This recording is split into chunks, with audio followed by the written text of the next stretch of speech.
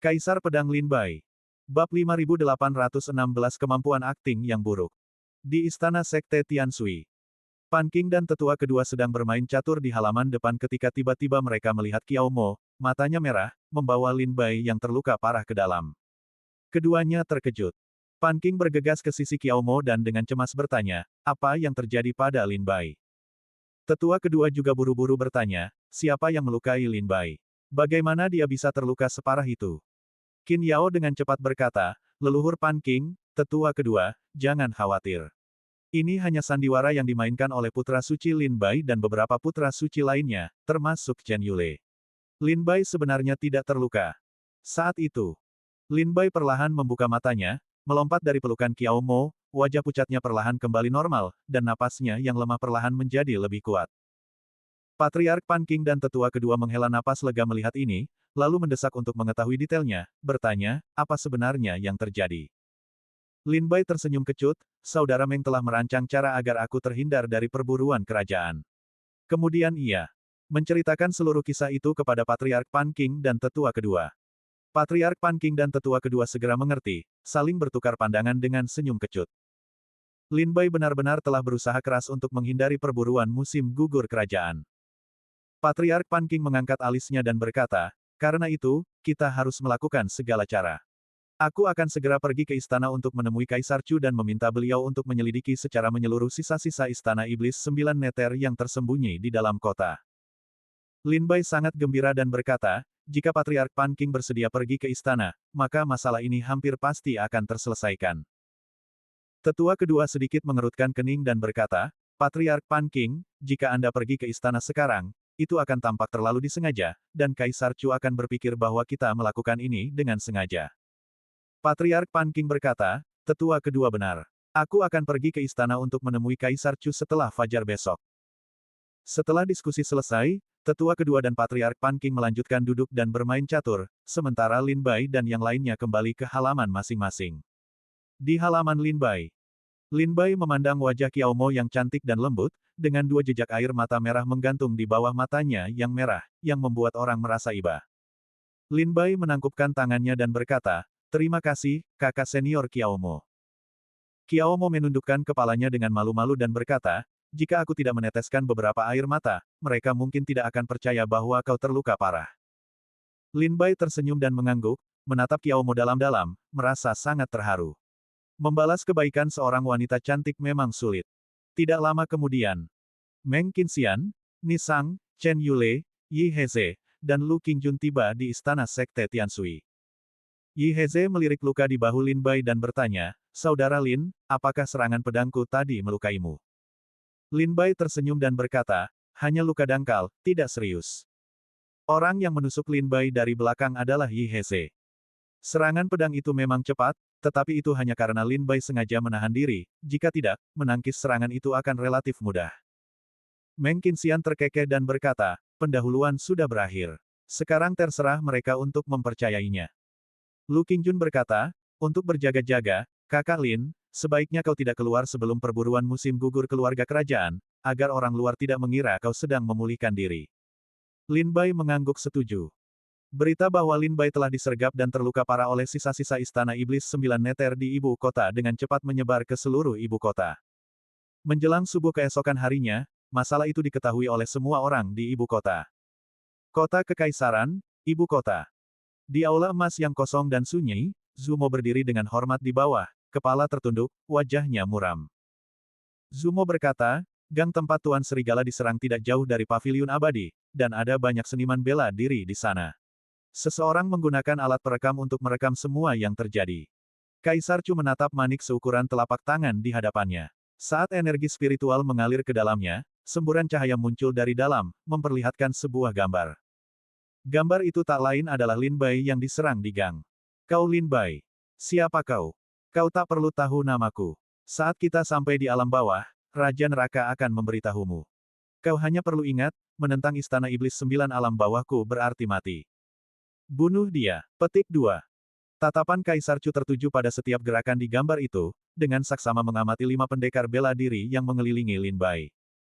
Semakin lama ia melihat, semakin hebat amarahnya. Setelah mengamati Kaisar Chu mendengus dingin, dengan marah menghancurkan manik perekam itu, dan mencibir, sungguh penampilan yang ceroboh, akting yang ceroboh. Kemudian, Kaisar Chu menatap Zumo dan berkata dingin, apakah kau tidak melihat sesuatu yang salah? Zumo terkejut sejenak, lalu berkata dengan gemetar, Yang Mulia, saya bodoh dan tidak melihat sesuatu yang salah. Kaisar Chu berkata dingin, bukankah kau merasa kelima pendekar yang mengepung Lin Bai itu sangat familiar?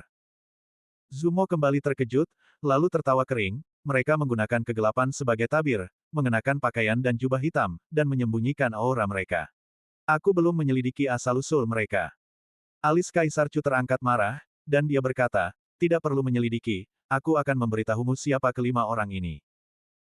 Kelima orang yang mengepung Lin Bai, 3 kultivator pedang yang menggunakan pedang, adalah Chen Yule, putra suci keluarga Chen, Lu Qingjun, putra suci kota 7 absolut, dan Yi Heze, putra suci sekte pedang Dingtian.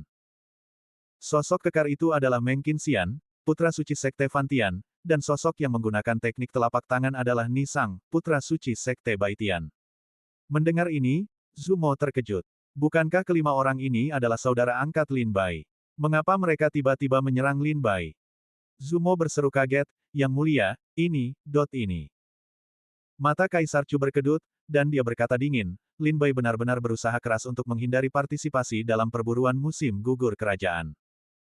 Zumo bertanya dengan heran, Yang Mulia maksudnya, bahwa mereka berlima memainkan sandiwara bersama hanya untuk mencegah Lin Bai berpartisipasi dalam perburuan musim gugur kerajaan.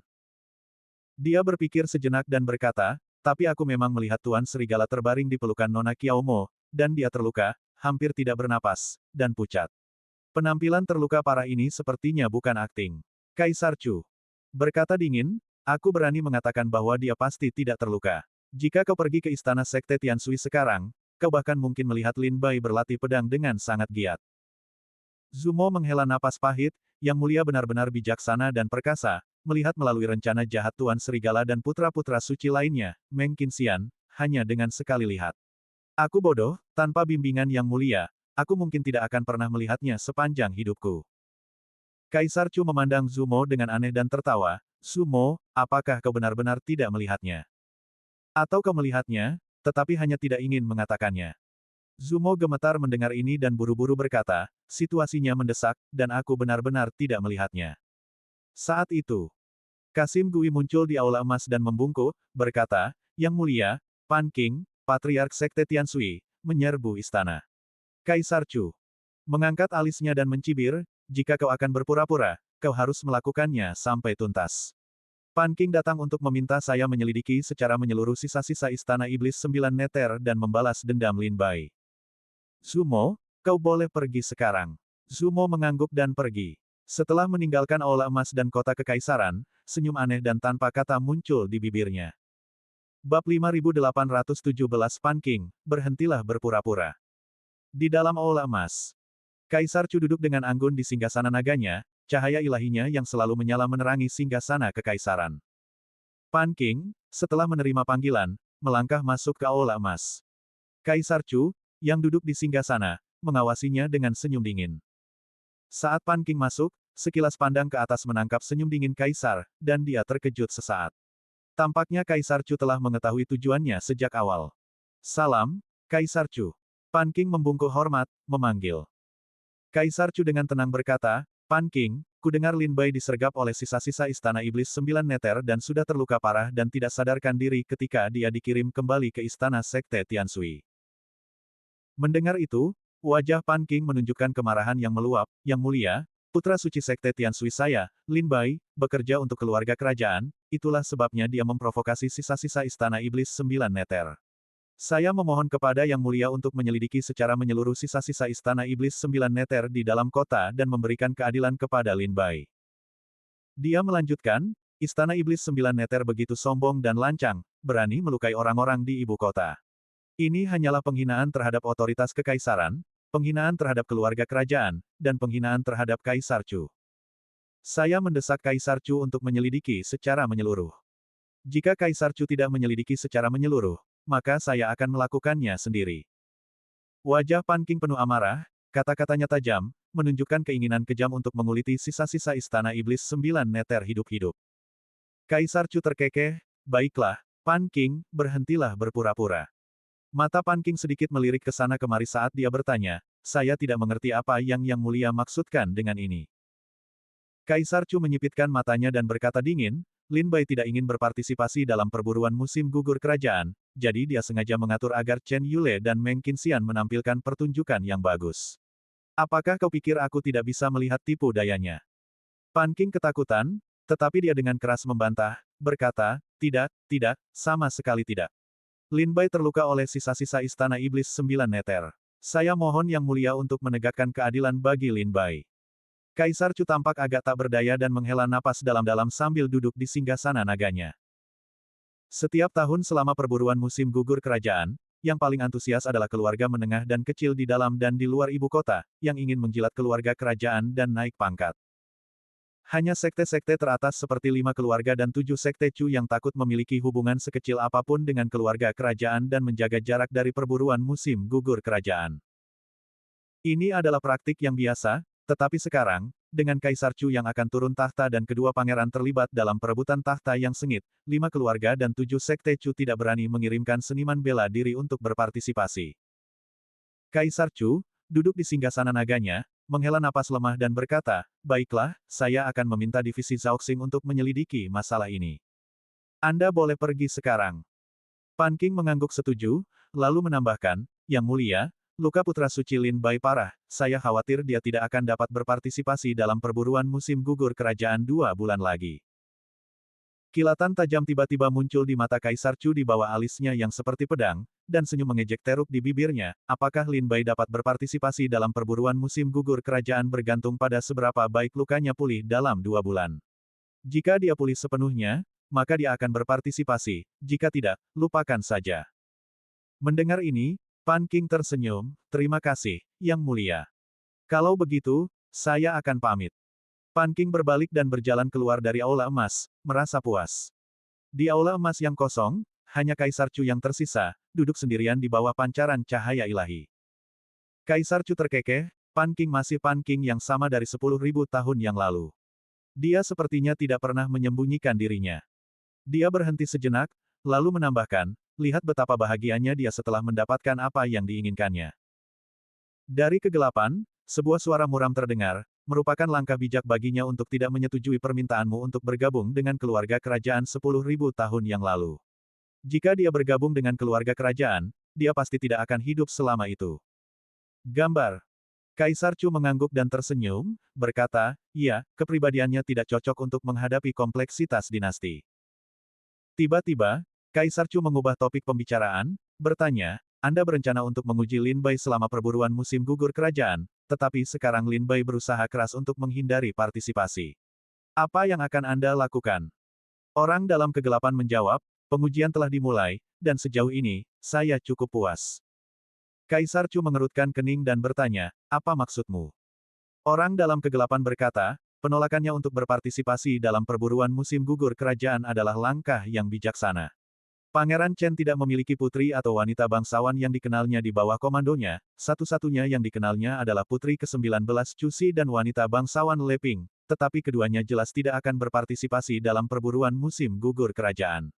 Para putri dan wanita bangsawan yang berpartisipasi dalam perburuan musim gugur kerajaan, Putri Miao Feng dan Putri Xiang Xian, berada di bawah pangeran ketiga, sementara wanita bangsawan Chu Tinghan dan wanita bangsawan Chu Tingsui berada di bawah pangeran Liang. Sebagai buruan terbesar dalam perburuan musim gugur kerajaan ini, Lin Bai pasti akan menjadi objek keinginan pangeran ketiga dan pangeran Liang untuk memenangkannya. Jika dia benar-benar berpartisipasi dalam perburuan musim gugur kerajaan, dia mungkin harus berpisah dengan pangeran Chen. Jadi dia tidak akan berpartisipasi. Dan alasan ini saja sudah cukup untuk membuktikan bahwa dia adalah orang cerdas yang tahu bagaimana memanfaatkan momen. Di aula yang gelap, suara suram itu bergema pelan.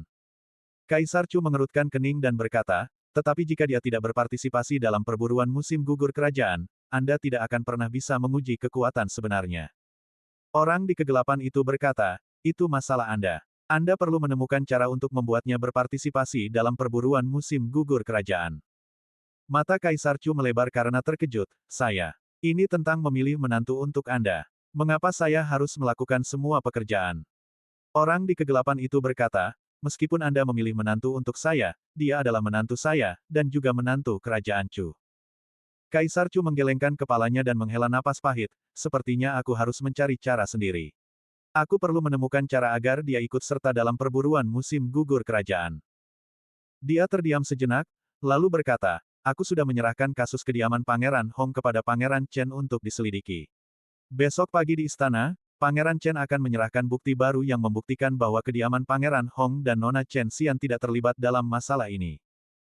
Pada saat itu, aku akan mengembalikan status Nona Chen Xian sebagai putri, memberinya gelar Anda, dan mengizinkannya untuk mulai memanggil kembali bawahannya yang lama. Kata orang dalam kegelapan itu. Itu akan menjadi yang terbaik. Pangeran Liang, Chu Tinghan, dan Chu Tingsui seharusnya tiba di ibu kota besok, yang akan menjadi kesempatan bagus untuk memberi mereka pelajaran. Kaisar Chu mengangguk dan berkata, bukankah kau benar-benar akan kembali untuk melihat istana dan putrimu? Mendengar ini, orang dalam kegelapan itu terdiam lama sebelum akhirnya berbicara, ini belum waktu yang tepat. Kaisar Chu menghela napas pelan, sayang sekali, saya mohon maaf telah merepotkan Anda, Yang Mulia. Sosok di kegelapan itu tertawa dan berkata, tidak ada yang perlu disesali. Ini semua demi kerajaan Chu. Sayang sekali generasi kita tidak dapat menyatukan wilayah timur alam iblis. Kita hanya bisa menunggu dan melihat apakah generasi berikutnya dapat memenuhi keinginan leluhur kita. Di aula yang kosong dan gelap, Kaisar Chu duduk di tengah cahaya ilahi, seolah berbicara sendiri. Ia tampak sendirian, tetapi sebenarnya, banyak sosok bergerak di kegelapan di sekitarnya. Sosok-sosok itu seperti hantu kerajaan Chu, berkeliaran di wilayahnya, tidak akan pernah bereinkarnasi. Bahkan dalam kematian, jiwa mereka akan melindungi kedamaian negeri ini. Bab 5818 Pangeran Liang memasuki ibu kota. Ibu kota Kekaisaran. Kota Timur, Gerbang Naga Emas. Gerbang Naga Emas adalah gerbang khusus yang diperuntukkan bagi keluarga kerajaan-kerajaan Chu. Hanya pangeran dan mereka yang memiliki gelar kerajaan yang diizinkan memasuki kota melalui gerbang ini. Pada saat ini, di hamparan luas di depan gerbang Naga Emas, kapal-kapal perang menerobos awan dan perlahan turun. Armada yang perkasa, seperti binatang buas raksasa yang merobek langit dan bumi, menghantam pegunungan dan hutan. Setiap kapal perang memancarkan aura menakutkan yang menimbulkan rasa takut. Ketika para pendekar bela diri mendongak, mereka ketakutan dan wajah mereka pucat pasi melihat bendera kerajaan, Liang, yang tergantung di kapal-kapal perang. Ratusan kapal perang berbaris dalam formasi, melindungi kapal utama. Di haluan kapal utama, seorang pria parubaya yang kekar dan gagah berdiri dengan tangan di belakang punggungnya, menatap ke kejauhan ke arah ibu kota kekaisaran. Pria ini, mengenakan jubah hitam panjang yang disulam dengan naga emas, tinggi dan gagah. Berdiri di haluan kapal, ia secara alami memancarkan aura seorang raja, seolah-olah ia mampu menekan langit, bumi, matahari, bulan, gunung, dan sungai di telapak tangannya. Wajahnya sedikit pucat, tetapi sangat teguh. Di bawah alisnya yang megah dan seperti pedang, sepasang mata, seperti mata dewa, tampak menyala dengan api yang mengamuk. Pria ini tidak lain adalah raja militer terkuat dari 12 raja militer kerajaan Chu saat ini. Raja Liang. Di belakang Raja Liang diikuti oleh dua wanita dan seorang pria. Kedua wanita itu sangat cantik, pria itu juga tampan dan gagah. Ketiganya adalah keturunan Raja Liang, putri sulungnya Chu Tinghan, putri keduanya Chu Tingsui, dan ahli warisnya Chu Ziming. Chu Tinghan dan Chu Tingsui adalah kakak perempuan Chu Ziming, tetapi menurut aturan keluarga kerajaan Chu, hanya laki-laki yang dapat mewarisi gelar ayah mereka. Jika sang ayah tidak memiliki ahli waris laki-laki, seorang wanita dapat mewarisi gelar tersebut, meskipun dengan pangkat yang lebih rendah. Raja Liang berdiri tegak, menatap ibu kota. Ia menarik napas dalam-dalam dan menghela napas, ibu kota. Aku sudah bertahun-tahun tidak melihat ibu kota. Chu Tinghan terkekeh, ayah boleh tinggal sedikit lebih lama kali ini. Raja Liang tertawa, tentu saja. Kita perlu melihat siapa yang akan memerintah Chu di masa depan sebelum kita pergi. Chu Ziming berkata dengan suara rendah, singgasana ini seharusnya milik ayah. Kita harus. Mendengar ini, senyum Raja Liang menghilang, dan ia menatap Chu Ziming dengan tajam, diam. Chu Ziming merasa merinding, keringat dingin mengalir di wajahnya. Ia buru-buru meminta maaf, gemetar. Raja Liang berkata dingin, kapan kau akan dewasa seperti kedua kakak perempuanmu, sehingga aku bisa tenang. Wajah Chu Ziming pucat pasi, dan ia berkata, putramu tahu kesalahannya. Ekspresi Raja Liang perlahan kembali tenang. Melihat ke arah ibu kota, Ia berkata dengan suara rendah, aku mendengar bahwa seorang putra suci yang luar biasa bernama Lin Bai telah muncul dari Sekte Tianshui Kerajaan Chu. Mendengar itu, ekspresi Chu Tinghan dan Chu Tingsui sedikit berubah, dan secercah rasa ingin tahu muncul di mata indah mereka. Chu Tingsui tersenyum dan berkata, aku cukup mengenal orang yang ayah maksud. Ketika dia menjabat sebagai putra suci Sekte Tianshui, Zimo dan aku mewakili keluarga kerajaan Liang untuk memberi selamat kepadanya. Raja Liang bertanya dengan penasaran, begitukah? Chu Tingsui tersenyum dan berkata, ayah sangat sibuk dengan urusan negara sehingga tentu saja dia tidak akan memperhatikan hal-hal yang berkaitan dengan putra suci Sekte Tianshui. Raja Liang mengangguk dan tersenyum, bertanya, apa pendapatmu setelah menemuinya? Chu Tingsui menggelengkan kepalanya dan berkata, aku hanya bertemu dengannya beberapa kali di Sekte Tianshui saat itu, dan aku tidak dapat mengetahui kekuatan sebenarnya. Raja Liang menghela napas pelan, namun, dia sekarang cukup berpengaruh di ibu kota. Semua pendekar bela diri di dalam dan di luar ibu kota mengatakan, bahwa dia adalah putra suci terkuat di antara generasi muda dari 5 keluarga dan 7 sekte kerajaan Chu. Setelah mendengar itu, Chu Tinghan menyela, bahkan lebih hebat dari Chen Yule. Chu Tinghan dan adik perempuannya, Chu Tingsui, tampak seperti dua orang yang sangat berbeda. Chu Tinghan tampak dingin dan angkuh, berdiri di haluan perahu, ia memancarkan aura kesombongan dan penghinaan. Chu Tingsui, di sisi lain, lebih lincah, selalu tersenyum ramah. Raja Liang tertawa, konon kekuatannya melebihi Chen Yule, dan mungkin setara dengan Haner. Chu Tinghan mengerutkan kening mendengar ini, mendengus dingin, menurutku, tidak ada satupun putra dan putri suci dari 5 keluarga dan 7 sekte Chu yang memiliki bakat menjanjikan. Ia menambahkan dengan sinis, generasi putra suci dari 5 keluarga dan 7 sekte Chu ini mungkin yang terlemah di semua dinasti. Raja Liang menggelengkan kepalanya sambil tersenyum masam, menatap Chu Tinghan dan berkata, Haner, sebaiknya kau mengubah sikapmu yang sombong. Chu Tinghan terkekeh, ayah, aku ingin berubah, tapi aku mengatakan yang sebenarnya. Di antara generasi muda Chu, selain Di Wuyan, siapa yang bisa menandingiku? Raja Liang tertawa terbahak-bahak, senyumnya menunjukkan rasa bangga dan arogan yang kuat. Meskipun ia berulang kali menasihati Chu Tinghan untuk lebih rendah hati, ia diam-diam sangat puas dengannya. Dari ketiga anaknya, Chu Ziming adalah yang paling biasa-biasa saja, Chu Tingsui cerdik dan berpengalaman, dan Chu Tinghan tak tertandingi dalam kesombongannya. Mata Chu Tingsui sedikit berkedip, dan dia terkekeh, kakak sebelumnya hanya menganggap serius Di Wuyan, tetapi sekarang pasti ada dua orang lainnya. Chu Tinghan mengerutkan kening dan membalas, apakah menurutmu Lin Bai adalah tandinganku? Chu Tingsui terkekeh, apakah Lin Bai adalah tandinganmu atau bukan? Kakak akan segera mengetahuinya di perburuan musim gugur kerajaan dalam 2 bulan, bukan?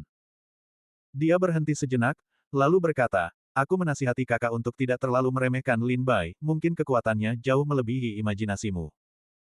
Kemarahan Chu Tinghan langsung meledak, dan dia menatap Chu Tingsui dengan dingin, berkata, Lin Bai seharusnya lebih dari mampu menghadapimu, tetapi menghadapi aku tidak akan semudah itu. Menghadapi. Tatapan marah Chu Tinghan tetap tenang, malah tersenyum tipis. Kalau begitu, Kak, apakah kau yakin bisa menghadapi gabungan kekuatan 12 Asura dari Istana Iblis 9 meter? Mendengar ini, mata Chu Tinghan menyipit. Chu Tingsui tertawa, Kak, kau tidak yakin, iya. Tapi Lin Bai yakin. Dia tidak hanya memiliki kemampuan untuk menangani serangan gabungan dari 12 Asura dari Istana Iblis 9 meter, tetapi dia juga membunuh 11 dari mereka dan menangkap satu hidup-hidup sendirian. Wajah cantik Chu Tinghan menunjukkan kemarahan, dan dia berkata dingin, Chu Tingsui, apa maksudmu? Apakah kau meremehkanku? Chu Tingsui tertawa, kakak, aku hanya menasihatimu agar jangan terlalu sombong. Selalu ada orang yang lebih mampu darimu, dan selalu ada sesuatu yang di luar pemahamanmu. Sifat sombongmu akan membuatmu menderita cepat atau lambat. Kata Chu Tinghan dingin. Bahkan jika aku menderita di masa depan, aku tidak akan kalah dari Lin Bai. Lihat saja, pada perburuan musim gugur kerajaan 2 bulan lagi, aku pasti akan mengalahkan Lin Bai hingga berlutut dan memohon ampun. Kedua wanita itu terus bertengkar, dan wajah Raja Liang perlahan menunjukkan sedikit ketidakpuasan. Baiklah, hentikan pertengkaran itu. Raja Liang menghentikan kedua wanita itu dan berkata, kalian berdua bersaudara dengan ayah dan ibu yang sama, mengapa kalian selalu bertengkar seperti ini setiap kali bertemu? Chu Tinghan berkata dingin, dia sengaja memprovokasi kami. Chu Tingsui tersenyum dan berkata, aku melakukan ini demi kebaikan adikku. Melihat Chu Tinghan dan Chu Tingsui berdebat di depan Raja Liang, Chu Ziming di belakang mereka dengan patuh diam. Jika dia membuka mulutnya, semua kesalahan akan ditujukan kepadanya. Bab 5819 Kegunaan luar biasa dari buah Dao. Di istana sementara Sekte Tianshui, Lin Bai, Qiao Mo, dan Qin Yao dengan penuh harap menantikan kembalinya Pan Qing. Jika Kaisar Chu percaya bahwa Lin Bai telah disergap dan terluka parah oleh murid-murid Istana Iblis 9 Neter, dia akan dibebaskan dari perburuan musim gugur kerajaan. Sosok Pan Qing perlahan-lahan terlihat. Qiao Mo, melihat Pan Qing, berseri-seri gembira dan buru-buru melangkah maju untuk menanyakan situasinya. Lin Bai dan Qiao Mo juga membawa sedikit harapan, berharap Pan Qing akan membawa kembali informasi yang berguna. Qiao Mo bertanya, "Leluhur, apakah Yang Mulia Kaisar Chu mempercayainya?" Pan Qing tersenyum getir, "Apakah kalian benar-benar berpikir bahwa sembarang orang bisa menjadi Kaisar Chu? Tipu daya kecil kalian telah terbongkar oleh Kaisar Chu dalam sekejap." Mendengar ini, ekspresi Lin Bai, Qiao Mo, dan Qin Yao berubah muram, seolah-olah jiwa mereka telah dicabut seketika. Pan Qing terkekeh lagi, "Meskipun Kaisar Chu mengetahui tipu daya kecilmu, dia tampaknya tidak berniat untuk melanjutkannya. Sebaliknya, dia menyuruh putra suci Lin Bai untuk fokus menyembuhkan lukanya. Adapun perburuan musim gugur kerajaan, masih ada 2 bulan lagi. Jika lukamu membaik, kamu bisa berpartisipasi, jika tidak, kamu bisa tidak berpartisipasi." Wajah Lin Bai berseri-seri gembira, dan dia bertanya, "Jadi, Kaisar Chu telah setuju?" Pan Qing mengangguk, "Kurasa bisa dikatakan dia telah setuju." Sebuah cahaya aneh berkedip di mata Lin Bai, dan senyum perlahan muncul di bibirnya. Selama Kaisar Chu tidak memaksa Lin Bai untuk berpartisipasi dalam perburuan musim gugur kerajaan, dia tentu saja bisa lolos. Dengan cara ini, tidak berpartisipasi dalam perburuan musim gugur kerajaan akan menyelamatkannya dari banyak masalah. Pan Qing menarik napas dalam-dalam dan berkata, "Meskipun Lin Bai dapat memilih untuk tidak ikut serta dalam perburuan musim gugur keluarga kerajaan, Sekte Tianshui kita tidak punya pilihan selain berpartisipasi." Pan Qing mendongak ke langit dan menghela napas. Sejak Sekte Tianshui menutup gerbangnya 10.000 tahun yang lalu, sekte ini tidak pernah berpartisipasi dalam kompetisi bela diri atau perburuan di dalam atau di luar Chu selama 10.000 tahun. Kali ini, dengan Sekte Tianshui membuka gerbangnya, kita tentu saja tidak bisa mundur. Ia berkata dengan suara rendah, "Meskipun Lin Bai tidak berpartisipasi, Sekte Tianshui tetap membutuhkan seniman bela diri garis depan lainnya untuk berpartisipasi. Bai Yifei, Li Juenian, Yi Zian, Zhou Xinjun, dan yang lainnya sudah dalam perjalanan dan seharusnya tiba di ibu kota dalam beberapa hari ke depan." Lin Bai mengangguk diam-diam, mengetahui bahwa situasi yang dihadapi Sekte Tianshui saat ini tidak terlalu sulit, tetapi juga tidak terlalu baik. 10.000 tahun yang lalu, Sekte Tianshui menutup gerbangnya dan tidak akan berpartisipasi dalam acara apapun kecuali beberapa acara penting yang diadakan oleh keluarga kerajaan Chu. Misalnya, latihan tanding dan diskusi di antara murid-murid 5 keluarga dan 7 sekte, dan perburuan yang diadakan oleh keluarga kerajaan, Sekte Tianshui akan menundanya jika memungkinkan. Namun sekarang, sejak Lin Bai mengambil alih sebagai putra suci Sekte Tianshui, sekte tersebut bertekad untuk mengerahkan seluruh kekuatannya dan membuat Sekte Tianshui bangkit kembali. Dengan Sekte Tianshui membuka gerbangnya sekali lagi ke dunia Chu, mereka tidak lagi mampu absen dari upacara dan acara penting tertentu di dalam perbatasan Chu. Misalnya, meskipun Lin Bai mengalami kesulitan untuk mencegahnya berpartisipasi dalam perburuan kerajaan, Sekte Tianshui tetap akan mengirimkan seniman bela diri lainnya. Qiao Mo berkata kepada Lin Bai, "Kita akhirnya berhasil menyelesaikan masalah ini, kau tidak boleh berkeliaran selama waktu ini." Qin Yao juga memberi instruksi, "Benar, semua orang mengatakan kau terluka parah dan pingsan. Jika kau tiba-tiba muncul di depan mereka, orang-orang pasti akan tahu kau berpura-pura sakit." Lin Bai berkata sambil tersenyum masam, "Aku tahu.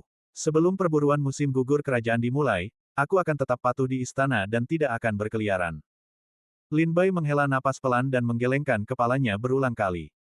Setelah kasus Putra Suci berakhir, Lin Bai awalnya berencana untuk fokus menyelidiki penyebab kematian Pangeran Pertama dan Pangeran Kedua. Namun, dia tidak menyangka perburuan musim gugur kerajaan tiba-tiba datang, mengganggu seluruh rencananya. Terlebih lagi, Lin Bai harus berpura-pura sakit di rumah, sehingga tampaknya penyelidikan penyebab kematian Pangeran Pertama dan Pangeran Kedua harus ditunda sementara. Gambar. Setelah mengantar Pan Qing, Qiao Mo, Qin Yao, dan yang lainnya, Lin Bai berdiri di halaman kecilnya, mengamati bunga aneh, Zhengzhan, yang mekar dengan tenang. Diam-diam dia mengeluarkan beberapa buah hijau zamrud dari tas penyimpanannya. Setelah diperiksa lebih dekat, ternyata itu bukanlah buah sama sekali, melainkan bola-bola yang terbentuk sepenuhnya dari kekuatan halaman surgawi. Masing-masing bola ini berukuran sekitar setengah telapak tangan, beberapa berwarna hitam pekat, sementara yang lain seluruhnya hijau zamrud.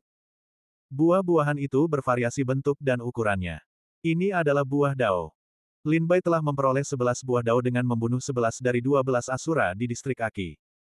Buah dao ini adalah harta karun langka di dunia. Tatapan Lin Bai tertuju pada 11 buah dao di telapak tangannya, matanya berkilauan dengan cahaya tajam. Buah dao. Kegunaan buah dao segera terlintas di benak Lin Bai. Pertama, untuk memadatkan senjata ilahi Tai.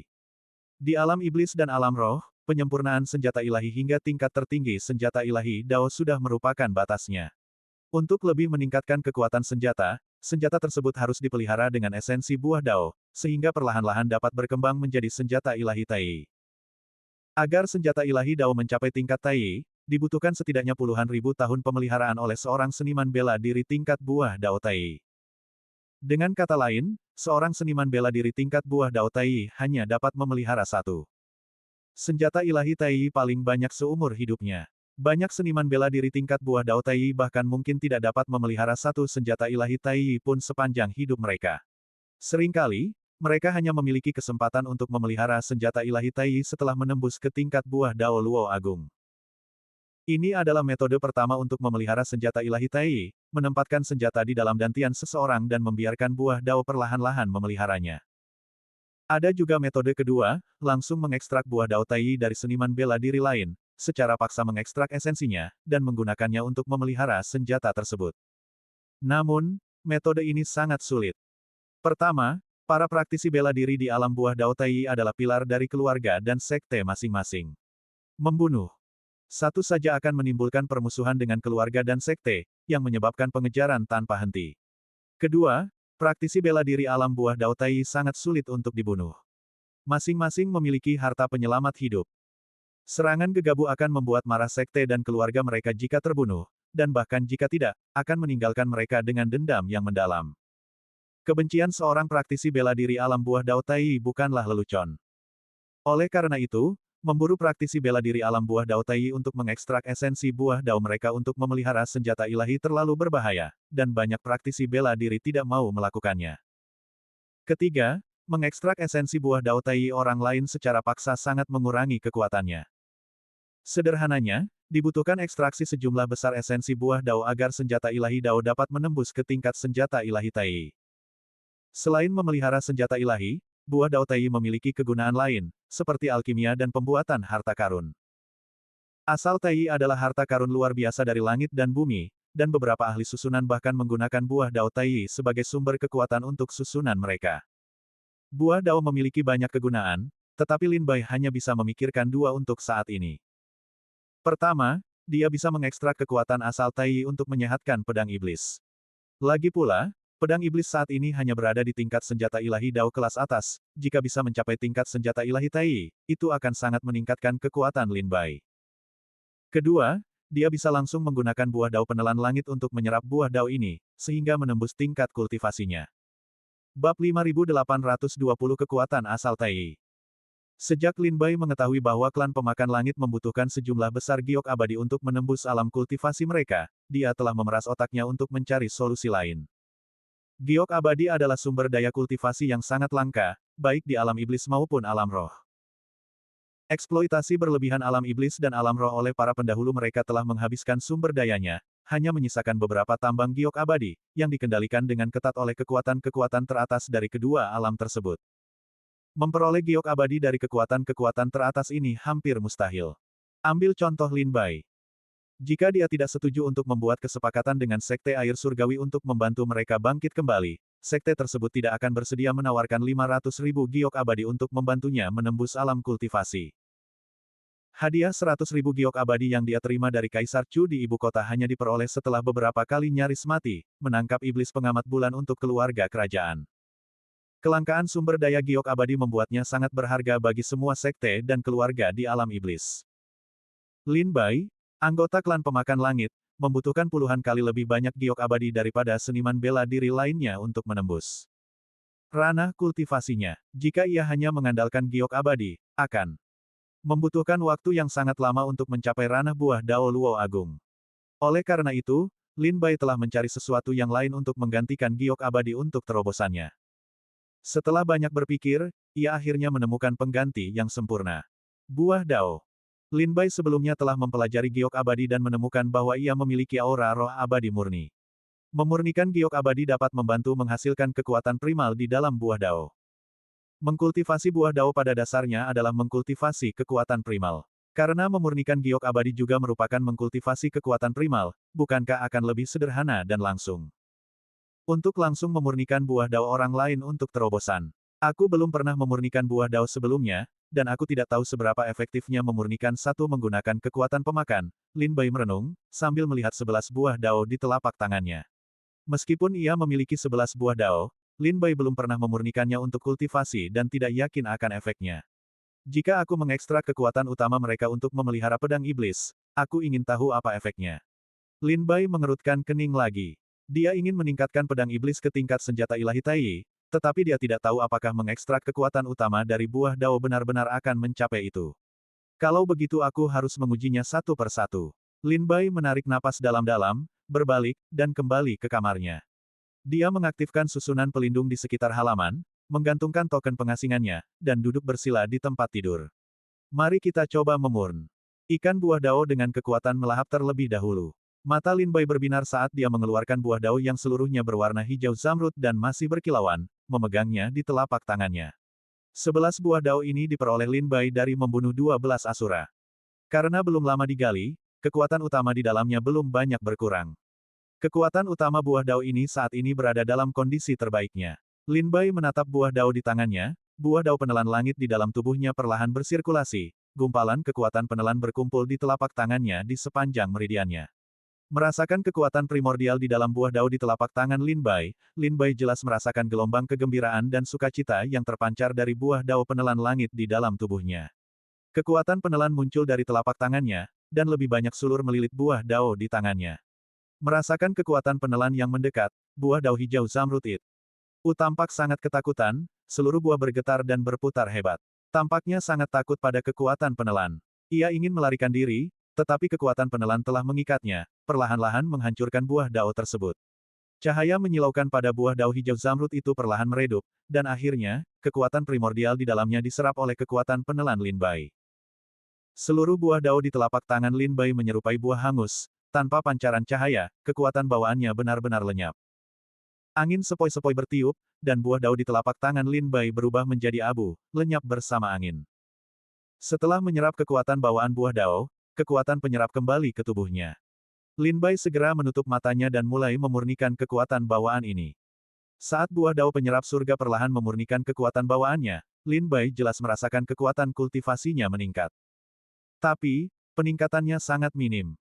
Bahkan tidak cukup bagi Lin Bai untuk menembus ke alam buah Dao Tai tingkat menengah. Sedikit sekali. Lin Bai tercengang, alisnya berkerut dalam, merasa sulit untuk menerimanya. Dia menyerap kekuatan buah Dao dan menuangkannya ke dalam buah Dao penyerap surga di dalam tubuhnya untuk dimurnikan, namun dia tidak mendapatkan banyak kekuatan bawaan.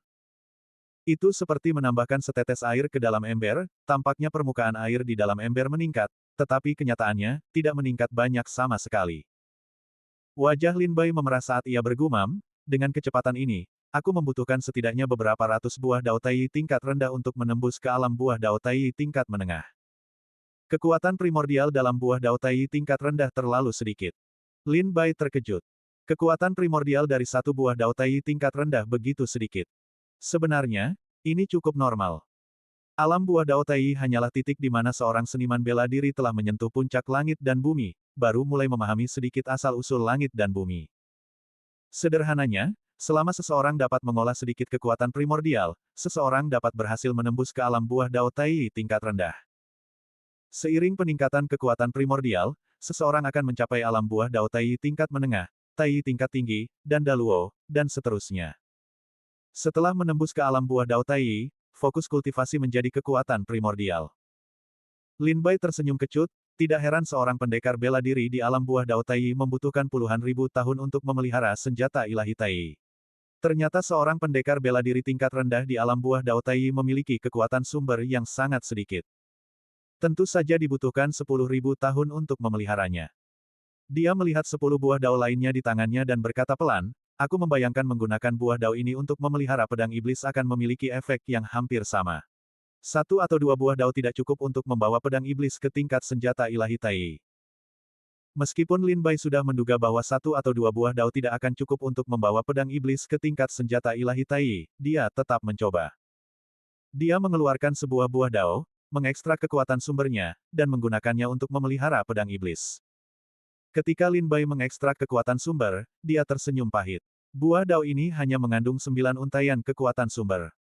Setiap untaian panjangnya sekitar 3 kaki, setipis benang, dan seluruhnya berwarna merah tua, jumlah yang sangat sedikit. Selain itu, ketika Lin Bai mengekstrak kekuatan primordialnya, 6 dari 9 untaian kekuatan primordial secara alami menghilang, menyisakan hanya 3 untaian. Menggunakan ketiga untaian ini untuk memelihara pedang iblis sangat meningkatkan spiritualitasnya, tetapi mencapai tingkat senjata ilahi Tai tetap merupakan perjalanan yang panjang dan sulit. Lin Bai tak kuasa menahan senyum kecut, itu benar. Jika mencapai alam senjata ilahi Tai dan buah Dao Tai semudah itu, bukankah seluruh alam roh dan alam iblis akan dipenuhi dengan buah Dao Tai dan senjata ilahi Tai? Lin Bai mendongak ke langit, mengenang masa lalu, di masa lalu alam roh dan alam iblis, giok abadi berlimpah. Pasti ada banyak sekali makhluk kuat saat itu, kan? Tai di mana-mana, Daluo sama banyaknya dengan anjing. Heh. Lin Bai menggelengkan kepalanya dan tersenyum kecut. Masa lalu telah berakhir. Saat ini, sumber daya giok abadi di alam roh dan alam iblis telah menipis karena eksploitasi berlebihan oleh para pendahulu mereka. Semua praktisi bela diri yang memperoleh giok abadi harus menjaganya dengan hati-hati, mengumpulkannya selama bertahun-tahun sebelum mereka memiliki secercah harapan untuk menembus tingkat kultivasi mereka.